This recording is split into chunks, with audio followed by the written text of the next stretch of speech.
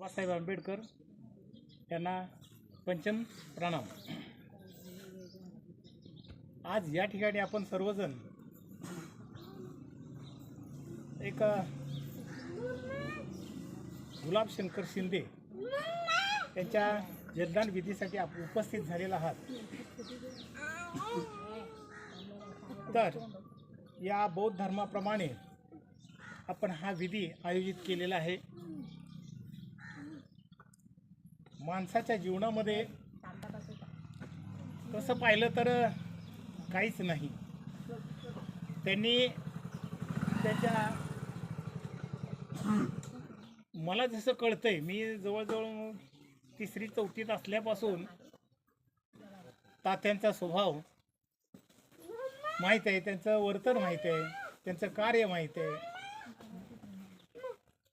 वामनदादा, विष्णू अण्णा आणि गुलाब तात्या आमचे भाऊ लागतात, त्यामुळे आम्ही तात्या, बाकी सगळे नाना म्हणतात। हे एकत्र कुटुंब पद्धती होती त्यावेळेस, आणि त्यांनी एक विभाग, वेगवेगळे विभाग सांभाळले, चांगल्या पद्धतीने विभाग सांभाळले। दादानी गावकी, शेती, तात्याने मेंढरं, गुरं, सर्व काही त्यांच्या व्यवस्थितपणे, अण्णासुद्धा त्यामध्ये सहभाग होते, नाही असं नाही। त्यांनी बरेच कष्ट केलेलं आहे की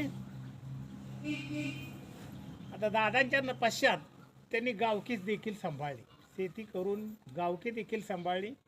या इथं नेट होतं, नेट सुताराचं नेट म्हणायची त्याला, एक लिंब होता, लिंबाच्या खाली एक सुताराचं नेट असायचं। त्या ठिकाणी आपण आता एक 50-60 माणसं जमलेलो आहोत, पण तिथं नेहमीच 20-25 माणसं सारखी असायची। आणि त्या ठिकाणी गप्पा टप्पा करत करत सर्व कामं व्यवस्थित करायची। एखादा पुढंच माझंच घे म्हणून आला तर तात्या त्याला शिवीशिवाय भानगड काय ठेवायची नाही, थांब। पण आमच्या शेतकऱ्यांना, इथल्या ग्रामस्थांना त्यांचं कधीच ती शिवी वाटली नाही। ते हसत हसत सगळे हे करायचे आणि कधीच त्याचा राग कुणीच धरला नाही। आता वयोमानानुसार ते पुढं तरी देखील त्यांनी मेंढरं राखत असताना त्यांनी पाहिजे त्या ठिकाणचा ढाळा पाडलेला आहे बघा। इतकं म्हणजे लहान व्यक्ती, पण मूर्ती लहान पण कीर्ती महान होती। त्याचप्रमाणे मला पाहायला मिळालं नाही, पण आमचे वडील सांगायचे, दादा सांगायचे की कुस्तीचा 1 नंबरचा गडी, बारका एवढा, परंतु कधी टांग लावलेली कळणार नाही, समोरचा चितपटच होणार। अशा पद्धतीनं तात्यांचं जीवन खूप त्यांनी त्यांच्या उमेदीमध्ये अगदी नावलौकिक कमवलेला होता। आता तात्यांच्याबद्दल दुसरी एक आठवण सांगायची म्हणजे त्यांना म्हणजे सुरुवातीला ते सुतार कामात नव्हतेच, दादाच बघायचे, पण बघून बघून ज्या घरातला माणूस असतो तो त्या पद्धतीने चालतो। त्यांनी शेवटी सुतारकाम केलं, व्यवस्थितपणे सांभाळलं। आज अखेर मला वाटतं 10 वर्ष झाले असतील, संपलं असेल, ते जमतच नव्हता, तरी देखील ते दांडात तरी बसवायचे, हात थरथर कापायचे, तरी देखील ते कोणाचं तरी काय ते खिळपाचार मोडलेलं, ते म्हणजे इतकं त्यांनी गावासाठी, समाजासाठी योगदान दिलेलं आहे। आता दुःख हे प्रत्येकाच्या घरात आहे, दुःख नाही असं कोण आहे का? प्रत्येकाच्या घरात दुःख आहे। तरी देखील आपण धर्माप्रमाणे वागणं गरजेचं आहे। आपण जे काही बाबासाहेब आंबेडकरांनी, गौतम बुद्धांनी जो मार्ग दाखवला आहे, त्या मार्गानुसार आपण जाणं गरजेचं आहे। आपण इतर ठिकाणी खर्च करतो, इतर ठिकाणी हाऊस मौज करतो, पण किरकोळ बाबीसाठी आपण लक्ष देत नाही। आज याच ठिकाणची परिस्थिती बघा, आपण किती उशीर थांबलो, बंतीजी नसल्यामुळे। बंतीजीला सांगितलं तुम्ही तर ते बंतीजी येईल ना, इतरच ह्याच्यात व्यस्त आपण होतो, हे करा ते करा, पण जे आपल्या धर्मात जे सांगितलंय त्या पद्धतीनं वागलं पाहिजे, त्याच्यावर ट्रेस दिला पाहिजे, त्याच्यावर जरा लक्ष केंद्रित केलं पाहिजे, आपल्याला काय लागणार आहे काय नाही. असं नाही मग कुणालाही उठवून काय हे करा ते करा. धर्माचं विडंबन होतंय ते. इतर माणसं, इतर जातीतली माणसं येतात, अरे काय यांच्यात असं चाललेलं आहे, कोणी पण आपलं काय करायचं, त्यालाही काहीतरी लागतंय. सगळ्याला प्रार्थना येते, तुम्ही आपण या धर्मातल्या सगळ्याला प्रार्थना माहीत आहे, ऐकून तरी माहीत आहे, परंतु असं प्रसंग येऊ नये. आपण कुठलंही छोटं मोठं कार्य भंतीजीला सांगणं गरजेचं आहे. केलं त्याला एक ट्रॅक दिलेला आहे, त्याला एक नियम आहे, कुणी पण उठायचं कुणी पण लावायचं असं नाही. ब्राह्मणेर असते, ब्राह्मणेरनुसार त्याला एक लग्न लावण्याची असं विधी करण्याची मुभा दिली जाते धर्मानुसार. तर तसं आपण पाळलं पाहिजे. पहा, माणसाच्या जीवनामध्ये सुखापेक्षा दुःखच जास्त आहे, परंतु आपण त्यातून मार्ग काढून सुख प्राप्त करणं गरजेचं आहे, वाटचाल करणं गरजेचं आहे. मी भगवान गौतम बुद्धाच्या संदर्भात एक दंतकथा म्हणा किंवा कथा म्हणा, मी एक छोटीशी सांगतो तुम्हाला.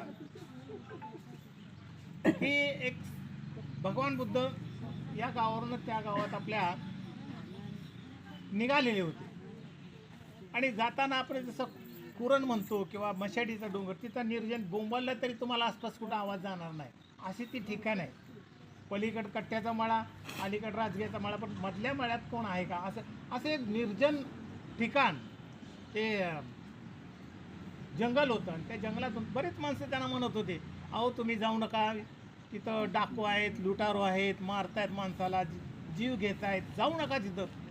पण भगवान बुद्ध म्हणले ठीक आहे, असं त्यांचं ऐकून घेतले आणि आपल्या पद्धतीने तेच पुढे चालले.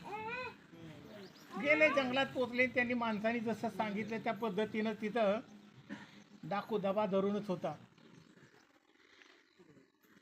पुढं आले, त्यांनी त्याच्या हातातलं शस्त्र उगारलं.